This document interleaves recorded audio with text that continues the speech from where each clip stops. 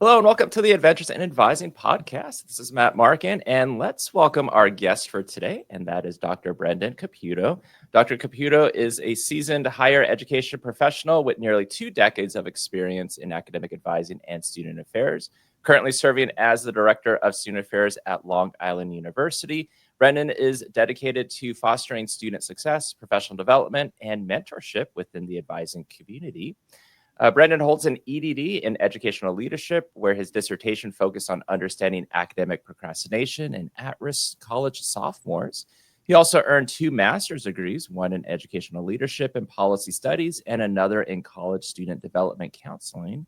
His academic background is complemented by a BA in psychology. Throughout his career, Brendan has been a passionate advocate for student success and advisor development. He has presented at numerous conferences, sharing insights on advising motivation, professional development, and student support. His research and work focus on 2 main areas: how mid-level and senior staff can better support new advisors to create a culture of mentorship and professional growth, and how advisors can help students identify and address academic procrastination to achieve holistic success. In his current role at Long Island University, Brendan oversees all co-curricular and academic support services within the Division of Student Affairs. He leads retention efforts, manages division-wide training, and investigates conduct-related situations to ensure a safe and supportive campus environment.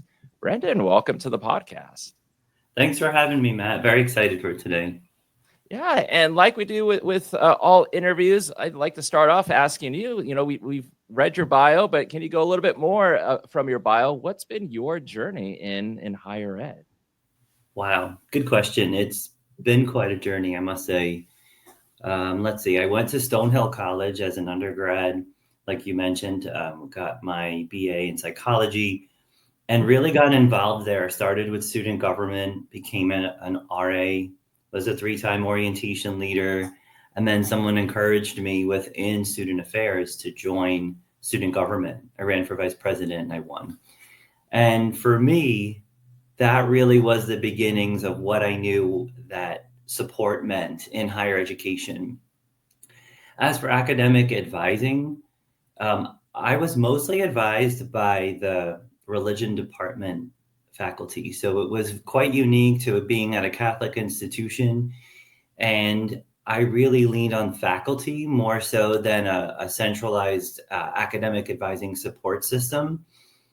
And just finished college and decided I wanted to work with folks on the spectrum. So I immediately went to work working with kids on the spectrum in like an at-home setting, and determined very quickly that while I was good at it, it's quite an undertaking. And while it's a rewarding profession, I wanted to work with folks who were in college, perhaps folks on the spectrum, folks with disabilities, etc. And that's really how I got my start. I got a great break at Hofstra University where I met someone when I was going for my first master's in higher education, Ellen Miller, who's fantastic. She's still at Hofstra. She decided to kind of take me under her wing and say, I think you'd make a great academic advisor. Why don't you come and work with the pre-med team? I didn't really know what that was because my only expertise, or I should say my only experience with it was working with the religion faculty. And that's how higher ed got started for me. Worked at Hofstra University as an academic advisor for about 5 years. Got the nudge to go into student activities. I did that for a year and then realized I wanted to get back to working with underserved populations in an academic setting. Headed over to Molloy College and spent the next 10 years there, probably doing everything under the sun. I was a tennis coach. I was an academic advisor. I worked for the TRIO program, where basically the folks in the TRIO program, very similar to Upward Bound or SSS, really fueled my fire to want to go back to school. I wanted to understand why underserved populations were at risk and what could at-risk populations be. And that's when I went for my doctorate in education. Stayed at Molloy for quite a while, doing a whole bunch of roles, and made my way over here now to Long Island University, where I spent the last 2.5 years in 2 main roles. One is the director of Promise. The office has now changed its name to the Center for Student Success and Coaching. And as most institutions might think, you go to your academic advisor to the right, and to the left is financial aid, and over there is residence life. The Center for Student Success and Coaching is a one-stop shop model that I help to oversee now as Director of Student Affairs. So think of it about pretty much anything regarding, your student life. But that's been my journey so far in the briefest nutshell. I know it's just the first question, but it's been very rich, and I've been very privileged and very lucky. Awesome. Are you still doing sports coaching? I had to give that up now formally in the higher ed realm, but I do give tennis lessons on the side, and I still play about 4 times a week myself. Love tennis. Awesome. So still staying active. That's great. Absolutely. Yeah. Tell me more about Long Island University. Sure. So Long Island University is a Division I institution. We're looking to obtain the next level of research. So we're very much a research-driven institution. We have 38 athletic teams, and here we're split up into 2 main campuses, although we have some other campuses as well further out on Long Island. But contrary to the name, we do have one campus that is not technically located on Long Island. It's in Brooklyn. The campus that I work in is Brookville. So sometimes people get them confused. Brooklyn, Brookville, 2 main campuses. We have a very robust campus life, and there's so much going on. We're located on the Gold Coast. So if you've ever seen anything like The Great Gatsby, we're located in what the Gold Coast would be in that book. And that's pretty much Long Island. We are known as the Sharks.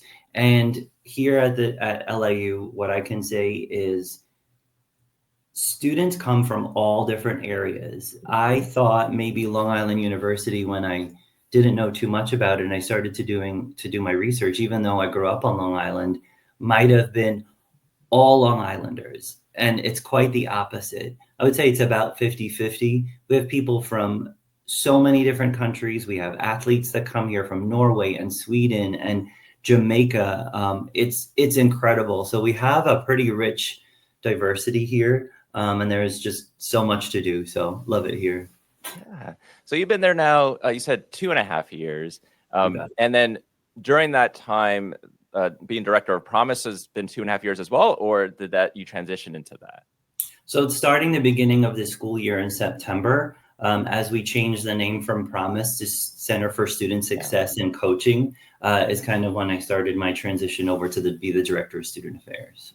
Yeah, and I'm really intrigued by like this one-stop kind of shop. I was hoping you can kind of go more in depth about how that's developed, and anything you want to add about kind of how the structure is with your office. Sure. So think about it as a college student. Maybe if we can put our college student hat on, and you're new to college, and maybe you attend orientation, which the Promise office or Center for Student Success office now helps to oversee. Once you leave orientation, I think in higher ed, we kind of find that unless there's some sort of guidance, you could get lost, right? So if I'm a freshman or a transfer student or a first-time graduate student, thanks for coming, now what, right? So what the Center for Student Success and Coaching does, it's kind of a multi-tiered leadership structure. Kind of the ground roots level that you would think about is your success coach. There are about 15 to 17 success coaches that kind of have 2 roles each. Everyone is an academic advisor, and then everyone has a secondary role, split up into residence life, financial aid, service learning or community service, clubs and organizations, academic and career success, and the list goes on. So every success coach is the perfect person for you because they all work on the same floor. They all work in this open concept office where they get to feed off of each other. So if I'm an incoming first year student and I'm struggling academically and I want to get connected to maybe a experiential learning, an internship, I might go to my success coach whose experience is more related to getting involved in clubs and organizations. But all I have to do is walk you over one desk and I'm talking to the person in charge of experiential learning. Or if I have a problem with housing, or I'm like, you know what, I might want to change my room, or I'm looking for how my meal plan can be increased. They're all on the same floor. Then there's associate directors that oversee each team. Recently, we've divided the team into first and second year and third and fourth year. That way, the services that are provided for each demographic of student is really based upon not just freshman, sophomore, junior, senior, but first and second and third and fourth give enough that if a student were to come in with credits, they're still pretty new. So they still need to receive some of the services that a new student would. Whereas a third and fourth year team is focused really on internships, your clinical hours, those sorts of things. And then on top of that, there is a director, and the director oversees literally everything: clubs and organizations, all the events on campus, student conduct, and just kind of the holistic overview of what the staff would go over. And do your success coaches have like a certain caseload of students? So the caseloads can vary. So folks in residence life, the success coaches in residence life have a few less. Why? Well, because the safety of the well-being of their the buildings, the folks in their buildings is important. So they're doing rounds in the buildings and they're making sure that they're there more on campus. So their caseload might be closer to 100 to 150, whereas maybe someone who does career or academic advising as their primary role would be closer to 250. Nice. I'm just kind of thinking, I really love the concept of it, especially when you're talking about like, well, if the student has a question and you can just direct them to the person next to you versus like, go to this building on the other side of campus, find this room number, and hopefully you go and hopefully someone's there to help you. Right.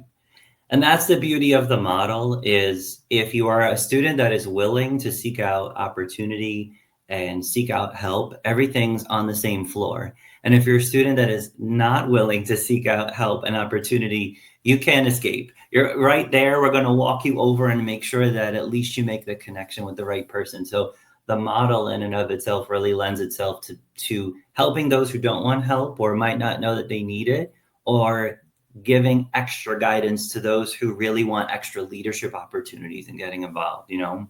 Yeah.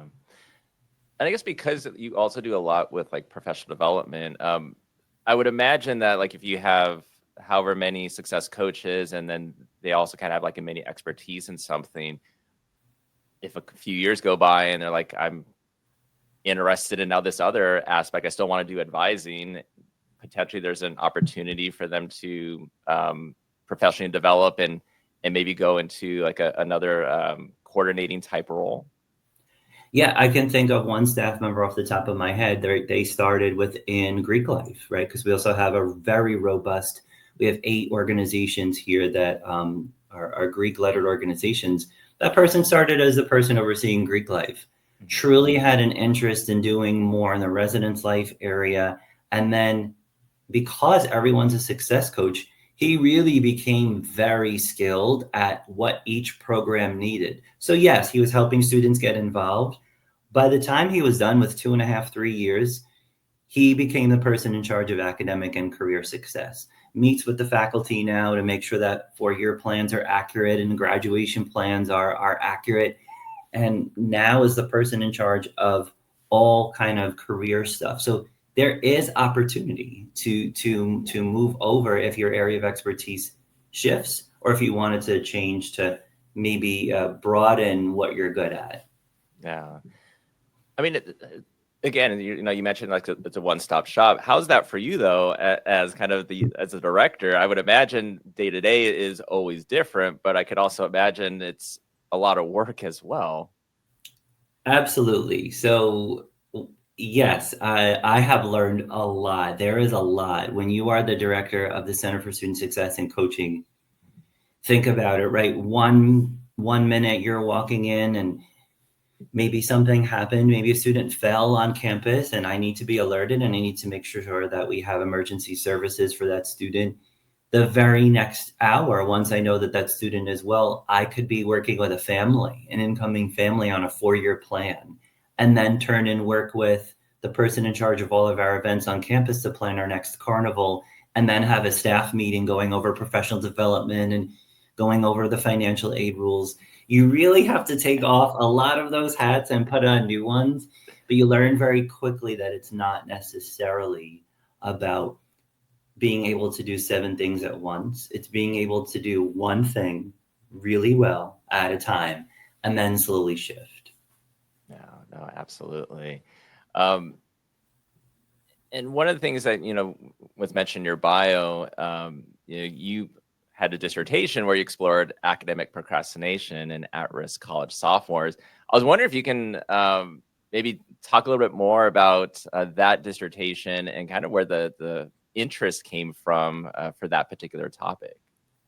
That is okay. Let me tell you, this is for me. It's a little bit nerdy and a little bit part of how I grew and developed.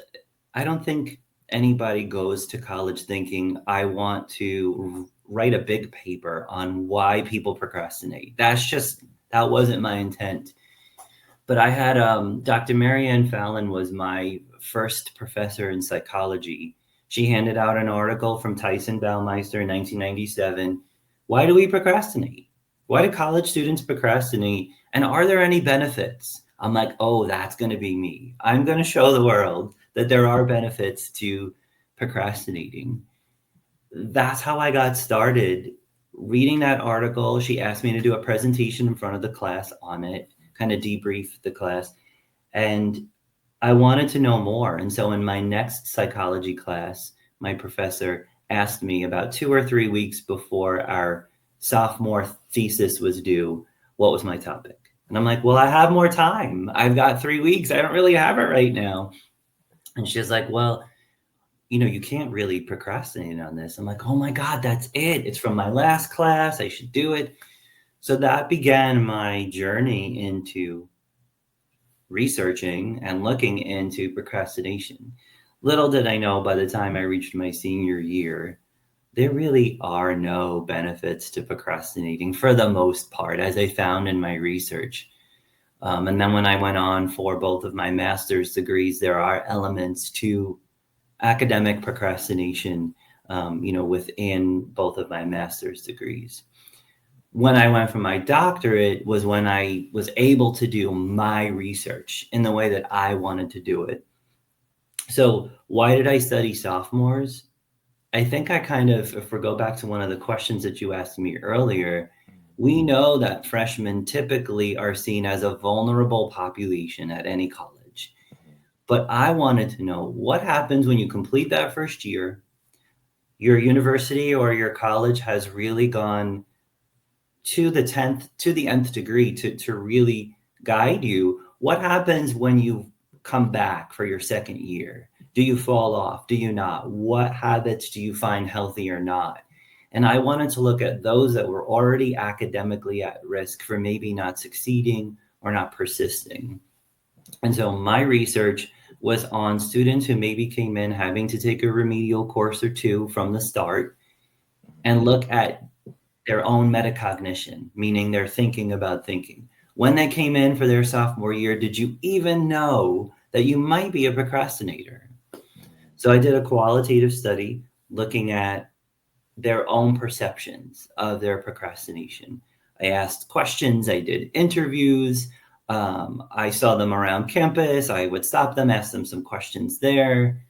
And I found that really it's about intrinsic and extrinsic motivation. That's a big piece of it. The students that claimed not to be a procrastinator were the ones that had a lot of intrinsic motivation. They went to school and did their homework and studied because they enjoyed the joy of learning. The procrastinators were more the ones saying to me quotes like, well, as long as I get it done, or I'm doing it for the grade, I'm doing it for that external reward, etc. There was so much more that I learned in that dissertation, but what I learned the most, if there's one takeaway point from my dissertation, was that students are generally aware as to whether or not they're delaying their task or not. They know it. but some of them either ignore those red flags, like this is happening. Oh, geez, what should I do next? And some of them say, hey, wait a minute, I need to go find help. And so if we're looking at the outcomes of my dissertation, what was the number one solution, the antidote, as I like to say, to procrastinating? It was finding an accountability system or a community of learners. And so the students who developed from my study, which was kind of weird, that your study not only becomes the mode to ask questions, but also the solution. We had a couple of group sessions where I would ask group questions and students would bounce their ideas off of each other, etc. And when they left, a majority of them said, this is what I needed. An open area to speak with a person asking questions and other people in my situation who either are procrastinating or who aren't. And I want to hear how others fail and how others succeed.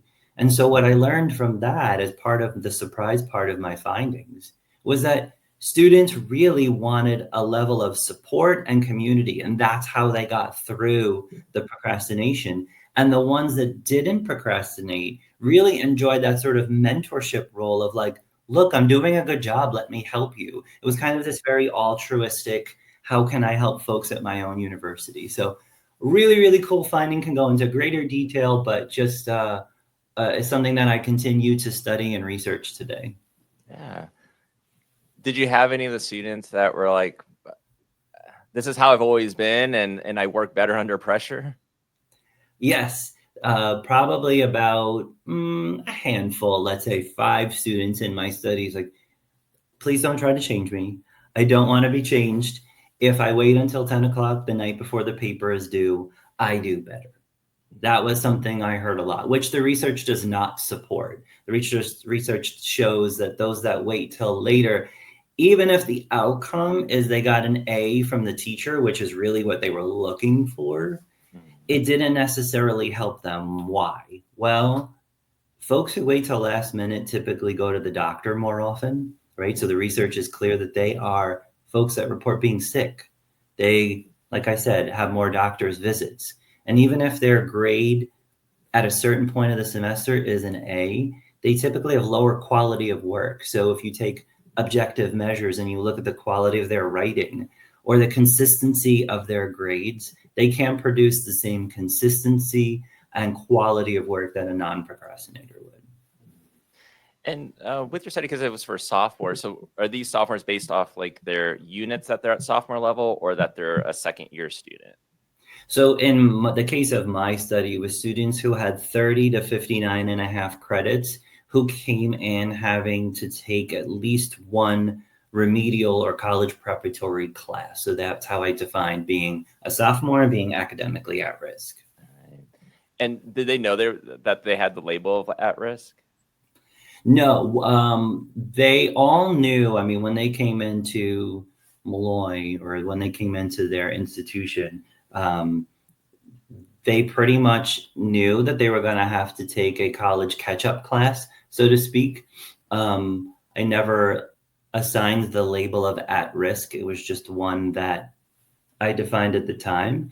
It's interesting because since then, one of my mentors in the academic realm has said, we're trying to move away from using the term at risk. And I can appreciate that. It's just that the literature has not caught up to what could be a better term that accurately describes them. So I pretty much just use at risk. I'm open if anyone's listening to this podcast. What are better ways that we can provide descriptors for our students other than saying that they're at risk? Yeah. I think a lot of people will agree that with higher ed, things kind of take a while to change, especially in the scholarship of how long things, I mean, just think of writing an article and even get it published from start to finish, how long that ends up taking. But, let's say someone's listening to this and like, this all sounds great. I'm an advisor, I'm a success coach, I'm maybe it's a mentor, I talk with students all the time. What can I do to help students maybe shift from procrastination or to have more proactive habits without, shaming them or overwhelming them? Yeah, I think your kind of the way that you led the last question was very accurate. Have I ever had a student that said this is always the way that I've been? Mhm, Typically, students don't enter college and say, okay, I want to start procrastinating now. mhm, It's a learned behavior from high school or middle school or growing up.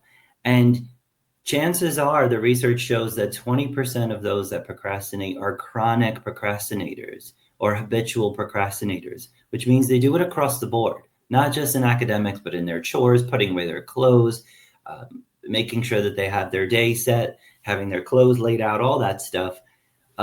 So you're not just looking at one area of a student's life, you're looking at the totality of it. So what would I tell an advisor? What do I tell my team right now as to how to help the procrastinator?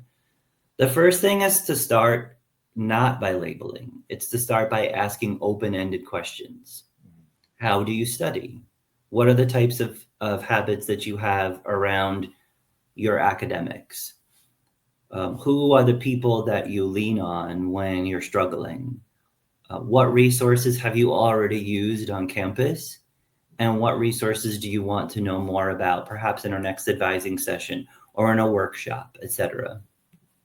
That's where I would start if you're able to have one-on-one, meaningful, holistic conversation. As we know, in higher education, especially in academic advising, some folks probably listening have caseloads of upwards of 400, 500 students. So the one-on-one interaction is a little bit hard. So I've developed kind of this problem solving model. It's based upon Aspinwall and Taylor's proactive coping for stress. You can look it up in a simple engine search. Aspinwall and Taylor's proactive stages of proactive coping for stress. mhm. Okay, the first thing that you would want to ask your students, even if you want to put it in an email, can you look at the resources you already have in your own tank? That could mean family support, financial support, a financial aid office, an academic advisor, student affairs, etc. The next step would be take a look at scanning your environment.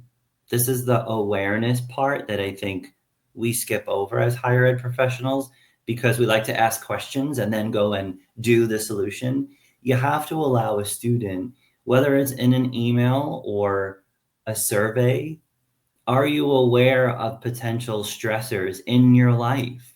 Are you aware that you procrastinate on certain types of activities, whether it's a certain class or not? Right? Then the next step is if I have procrastinated on something and I'm in it, like, wow, it's 5 hours before the paper. What do I do? Do I realize it? Does that red flag go off? Right? And then skipping forward just a little bit, when I get to the end, which I believe is the most important part of the process for the advisor, is there a reflection phase? So if a student really has very limited ability to look back and see, I put that paper off until last minute, I did not study, I didn't seek guidance or help, so they have the ability to reflect. So if you're an advisor and you're listening, maybe sometimes a good idea is every other week, what I used to do, sending just one quick email saying, hey, what was the highlight of your week? What was the low light of your week? And what was something that you're very proud of? It asks in three very simple questions for a student to really look at their week holistically or their semester holistically, just gets them thinking. So that's a good way for advisors to get started on how to help their students who procrastinate. I like how you mentioned that, like, even it's an email or if it's an appointment asking the student, but the highlight of the week, because I think a lot of times if a student meets with us, it's always talking about potentially something negative about a lower grade or dropping a class or something, but not like, well, what was the highlight? What was the positive going on? And you know what, too, Matt? Like, for me, I'm a big believer that the things you do really, really well are the things that it's just a higher version or the other end of the scale of the things that maybe you don't do well. So I often hear students say, because one of the reasons we procrastinate is because we have fear, right? So let's look at that for a moment. Like, I'm afraid that I'm going to get a bad grade. I'm afraid the teacher won't like what I write or say in class. That's realistic. You're in a new environment with a new teacher, someone maybe you don't know very well, and so you're scared. That's normal to have. What do we do after that? So, do we take it to the next level and be courageous and write what we really think, or ask questions early on so that we don't have to be 5 hours before a paper is due, right? So, what we do really, really well in asking that question, that can be a great reminder that fear was the first thing I remember, but what did I do as a result of that? Did I ask questions ahead of time, or did I wait till last minute?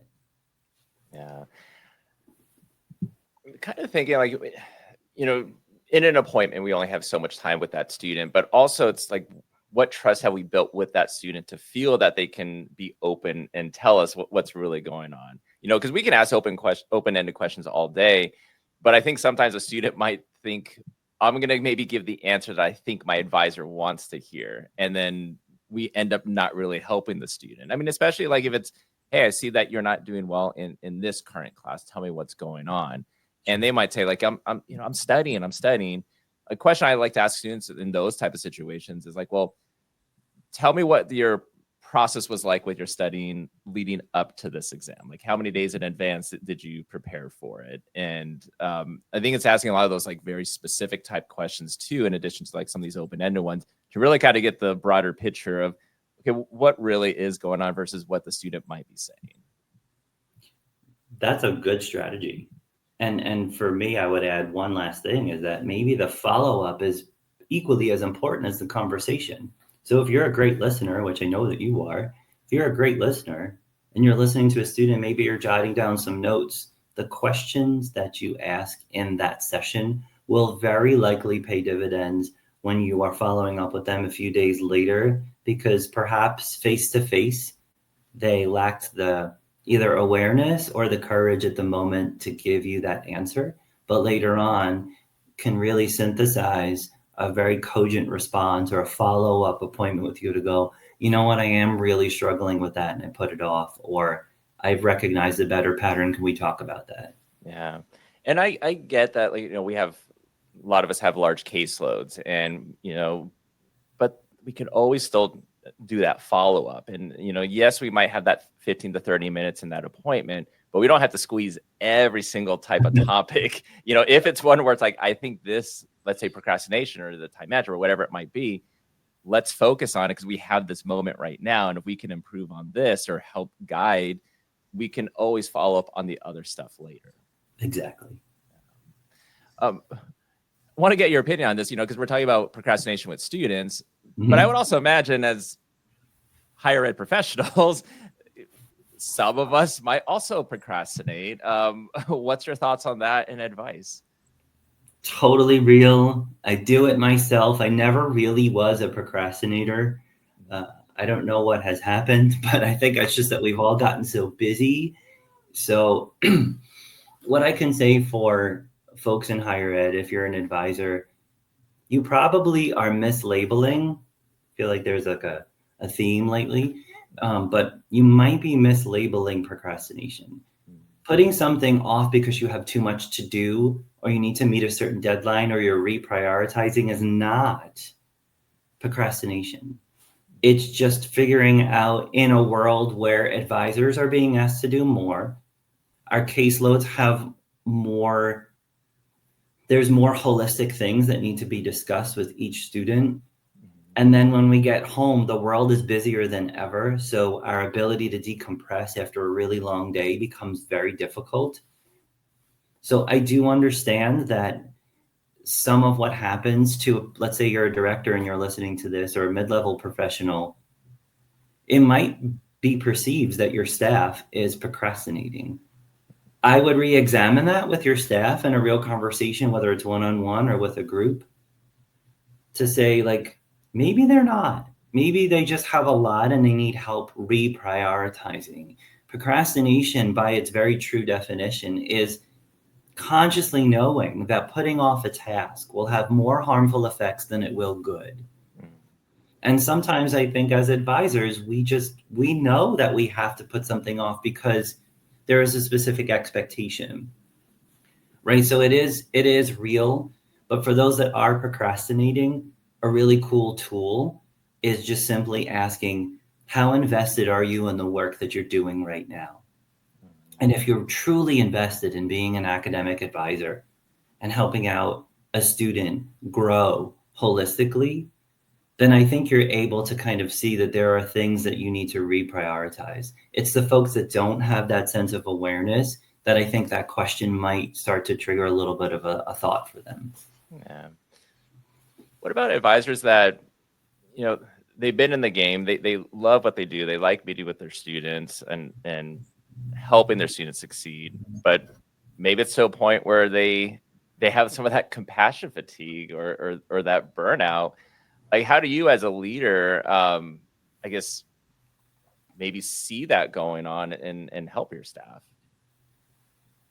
Yeah, one thing that I do, I have work together Wednesdays. So every Wednesday at noon, our staff has the opportunity to come to my office and just decompress. So sometimes that means they're overwhelmed or overwrought with, Brendan, you'll never guess, this student had this happen in their life, and then they had this, and then they had that. It's a chance for them to talk it through if they want guidance, or they get to start their statement with, I just want you to listen. Right? I mean, I'm not, while I have a degree in counseling, I'm not a certified counselor, so I never provide certified advice, so to speak, but I provide Brendan's advice.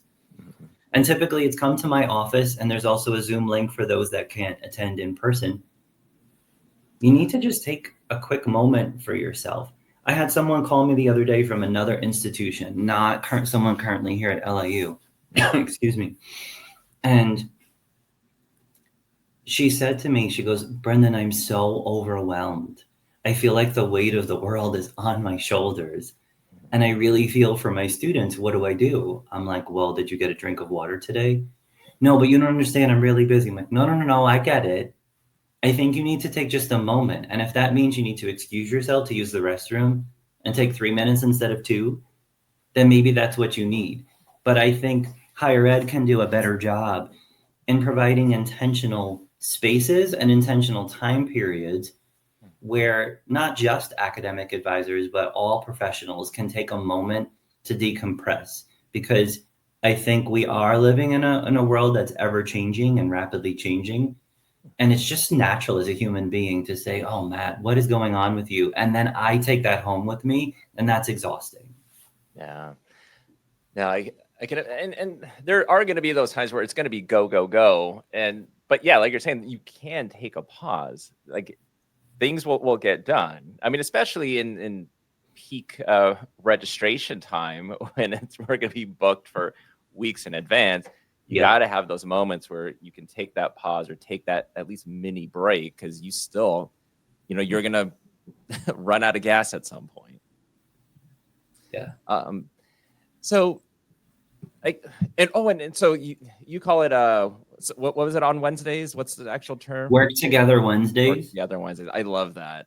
But I guess, what does that do for you though? Like, having to hear all and take all this in, what are you doing for your wellness?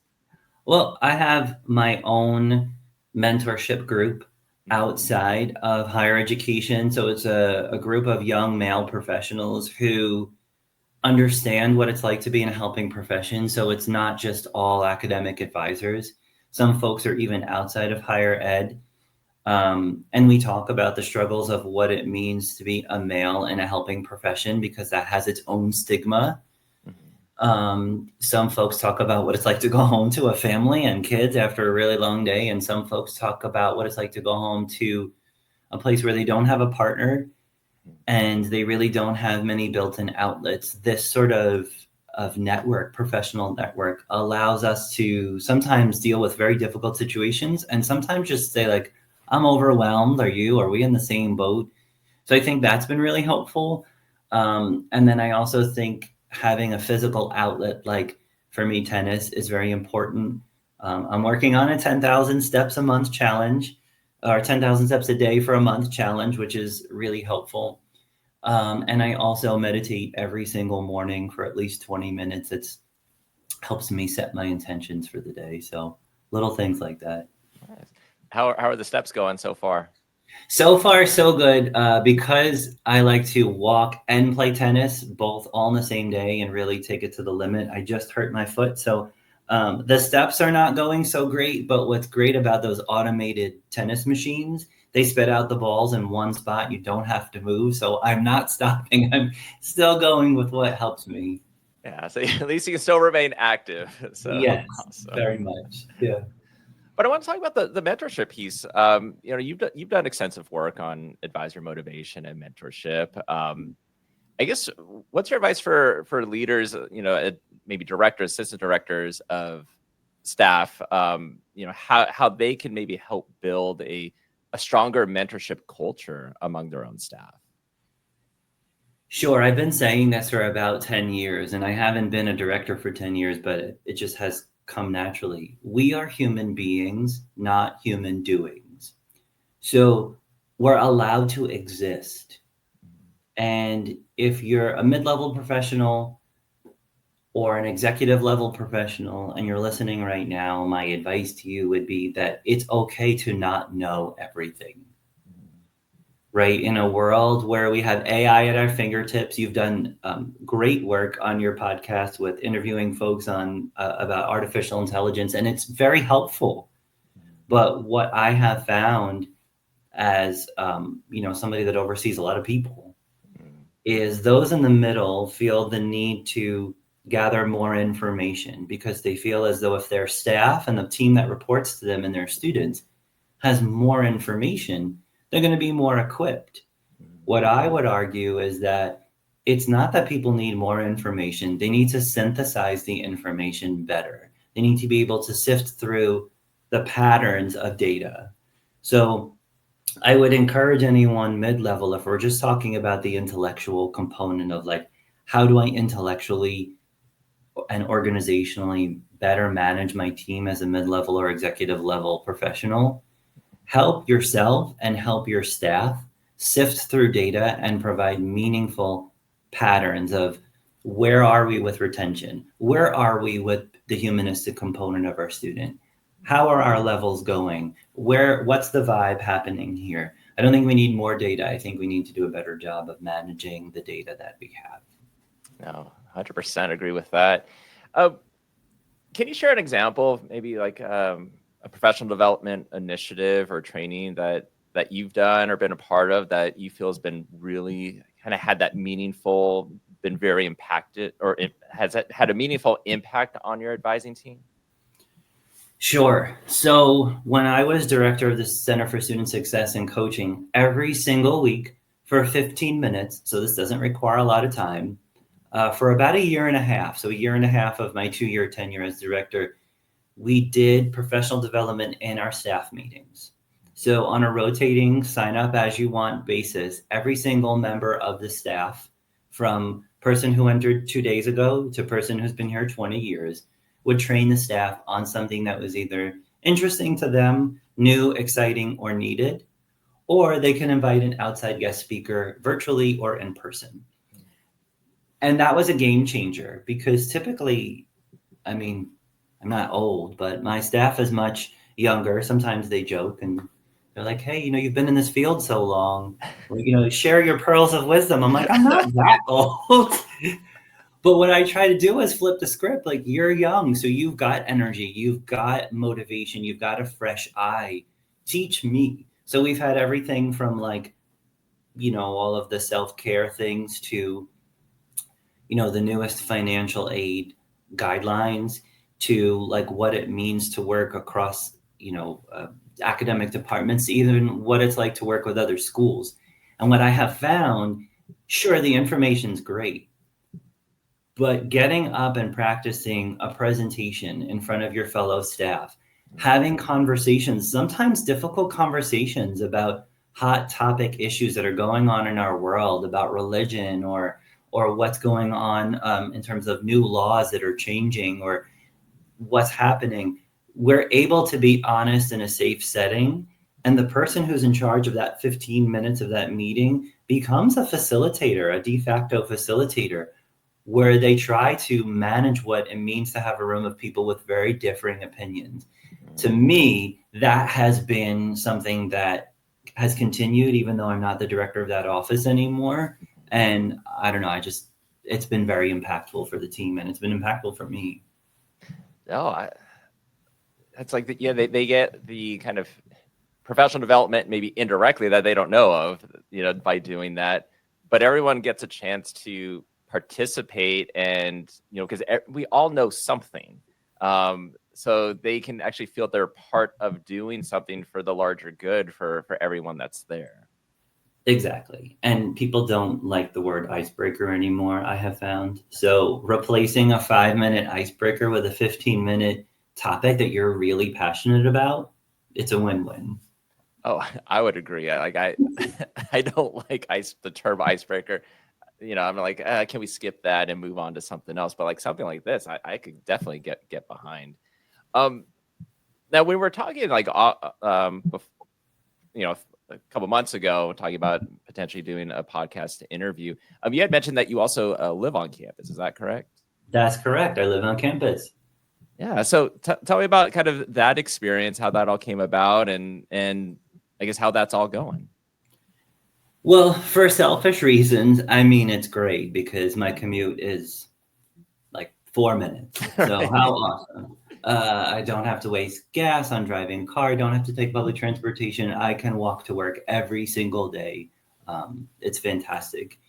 It's also really cool because I get to see the students sometimes in a different light, right? 9 to 5, the team and myself are helping with academic advising and residence life and student activities, etc. There's something about the after 5 vibe that students are a different person, right? And I'm a different person too. So when I used to have a dog, I would walk my dog around campus, and no one cared about me. They would want to see the dog, which is great. And you got to follow up with a student informally, like, so how you doing? How's that going? So I think that's really cool. But I was very blessed. I was in a transition in my life where moving to the place where I worked was really, really helpful. And because I serve as part of an on-call rotation, it's really nice to not have to, in case there is an emergency, travel to campus. So I'm part of a team of professionals who serves in an on-call rotation. We have a tiered level, right? So everyone knows what an RA is, and an RA would assess if there's an emergency. But the RA would call up to the on-call administrator. The on-call administrator would assess to see what they could do. They're typically a residence director. And then if for some reason something needed to be escalated, they would call me or another team member that's on what we call a secondary rotation. And in the world that we live in today, where mental health is so important and it's important to respond efficiently and appropriately, I would get the phone call to maybe originally chat with the student and refer them to our counselor on call, or to show up at the scene. And it's very helpful to be able to respond very quickly in a very timely manner when I'm here on campus.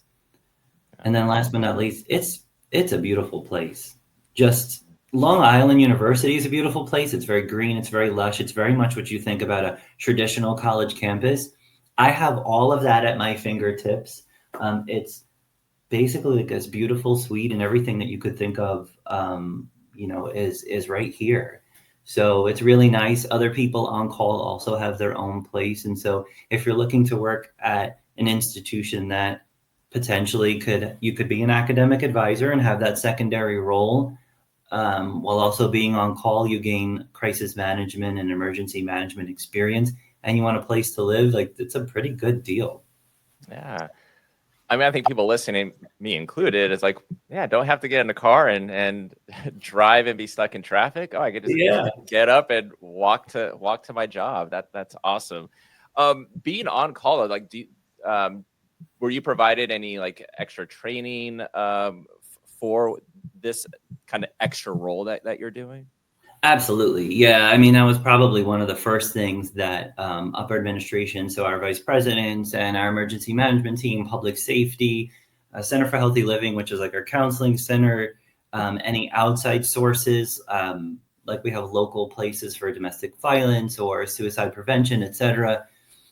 all of that was provided for us.